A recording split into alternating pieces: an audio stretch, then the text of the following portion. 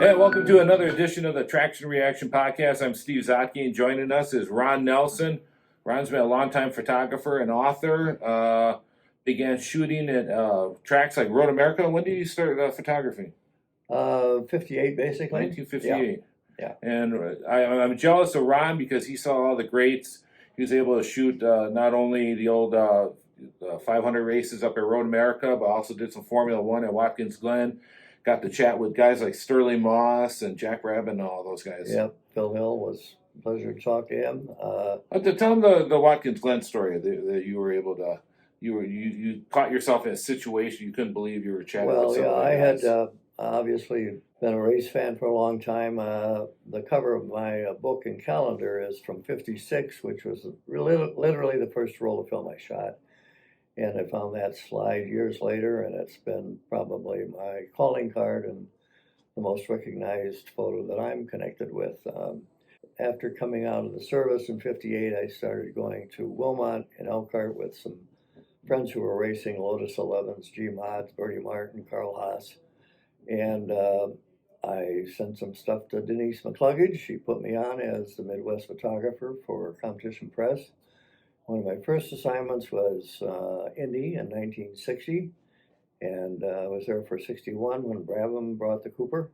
And probably the biggest thrill of my life was when I went to Watkins Glen in '61, and being really excited to be there again. I was at the press shack at 6 o'clock to get my photo credentials, and as I was signing up first in line, I heard all this English gibberish behind me, and it was Brabham giving a lot of stuff to Moss, and Moss talking to Ireland, and they all just kind of filed in and joked around, and I just stood there and listened. I didn't even dare say hello. I just listened. It was fantastic. And we'll have Ron has an excellent photo book that I had a small part to assist him with, and we'll give you the information on how to purchase that book. It's a great photo book that pretty much covers the epitome of auto racing, in my opinion, the I would 1960s. Say from 50 through the Can-Ams, a lot of the evolution at Indy with Dan Gurney showing up with first, I think it was Kimberly Buick Special, and then followed by him getting the Lotus Fords through Ford Motor Company and Colin Chapman. And it was very exciting to be down there and see the Formula One drivers coming over and qualifying for the 500.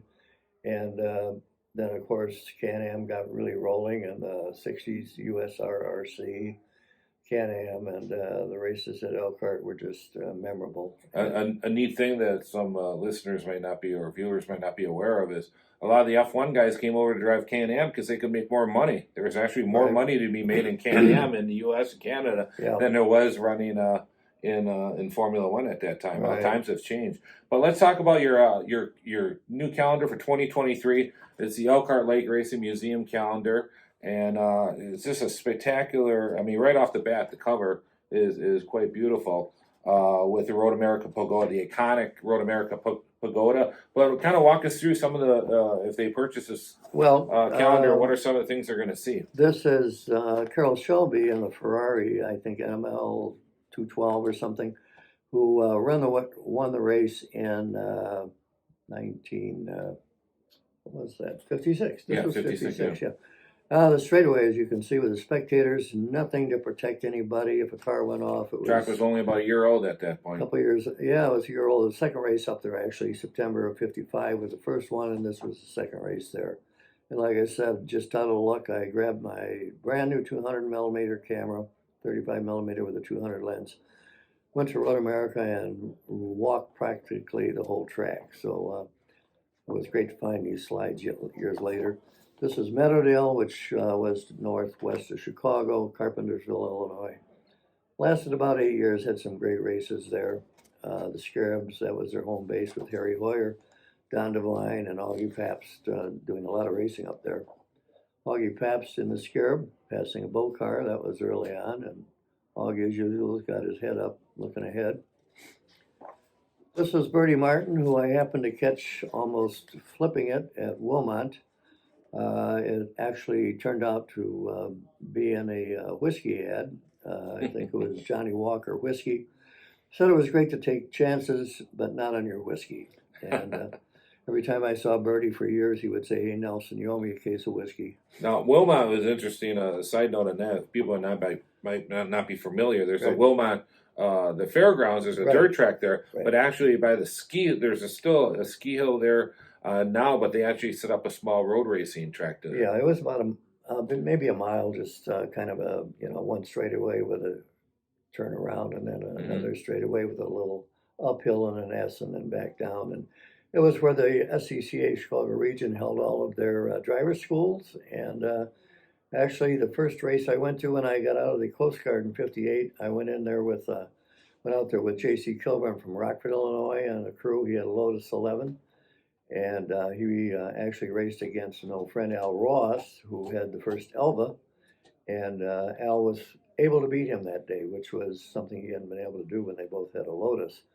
So afterwards, we went to dinner to a nice little restaurant to have a chicken dinner. And I didn't realize it until later, but sitting next to me was Carl Haas, and Bertie Martin was across the table. Owen Kuhn, who owned a couple Ferraris, George Reed from the south side of Chicago. It was kind of the Chicago guys with pretty deep pockets, and they could buy last year's Le Mans car. I actually have a picture in my book that shows 3 winning Ferraris coming around the same corner, and it happens to be George Reed, Owen Kuhn, and Wayne Burnett. And amazingly, 3 Formula One, or not 3 Le Mans winners in one photograph, owned by the boys in Chicago. Here's one of my favorite shots here. Yeah, this is Dan rolling out one of the best Eagles that was built, and I think he finished second that day. What year is this? 70 or? I'm Yeah, not- that's I'm not sure. 1970. He finished third. That Okay. was his final 500. Right. But he rattled off a second, fourth, and a third. I think it was last 3 500. Yeah. This was Jack Brabham on the parade lap, and you can see the big old roadsters there, which started the revolution. He would probably won the race. I think he finished 9th.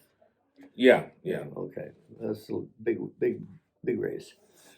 Here, of course, Bruce McLaren with Denny behind him after some practice at Road America during the first Can-Am that they had the new McLarens. And this is Hap Sharp in a very nice looking Chaparral coming up the main straight. Quite the polo guy, too. Yes. Heavy in the polo. Would come to Milwaukee, play polo, and then go to Road America to race. This is AJ, of course, in a very famous roadster at Milwaukee, and he finished second in that race behind Jimmy Clark, and Dan Gurney was third. This was 1961, the first lap of the first Formula One race at Watkins Glen. They were there the year before, in 1960, but it was Formula Libre, and everything ran, including a coupe by Roy Salvadori, and just a hodgepodge of RS50s and, Which I love. Formula Libre was a neat, what they used to do back then. That was neat. This is actually one of my favorite shots, and I didn't realize what was going on until I took a close look. And this was the Formula Libre race in '60 that Moss won. After he got the checker flag, he pulled into the pit area, had a cup of tea from his father, Sterling. Alfred Moss, Alfred Moss, the dentist. Yeah, he handed him a cup of tea. Ran the Indianapolis 500 in 1924. Yeah, I didn't know that. Anyway, after this cup of tea, he went to get the checkered flag, and he did his customarily victory lap. So this is our good friend David Hobbs, who was a hell of a driver, drove just about anything, I think 5 times at Indy, Le Mans a number of times, champions in several series, including the 5,000 series. Lives in Elkhart Lake half the year, and if you're up there hanging around, you're liable to run into David, and you'll hear some good stories. This is Dan Gurney at Watkins Glen in the Porsche. And that's just for January of 2024. We had to do something to fill the thing up. And how does somebody order this program or this calendar, and how much is it? It's $20, $3.50 for shipping. You can email me at Ron at Elkhart Lakes Racing. I'll have that on the screen below here, and then I'll also put a link on the YouTube channel. Make sure to like and subscribe to the Traction Reaction Podcast. Okay. And don't forget to order Ron's calendar for 2023. Some neat Yeah. stuff on here. And Yeah. it has the dates at Road America for the summer. So Oh, for okay, instance, excellent. on the July, it's got the the Trans Am Speed Tour, the HRC dinner, plus the WeatherTech weekend, NASCAR Xfinity Series, and so on. So Ron knows how to make sure he gets the pit pass next year. So very good stuff. And don't forget, his book is also available. We'll have that information on the video. Thanks for listening. We appreciate it. Okay. And we'll talk to you next time on the Traction Reaction Podcast. Thank you very much, Steve. Thanks, Ron. Bye. Okay.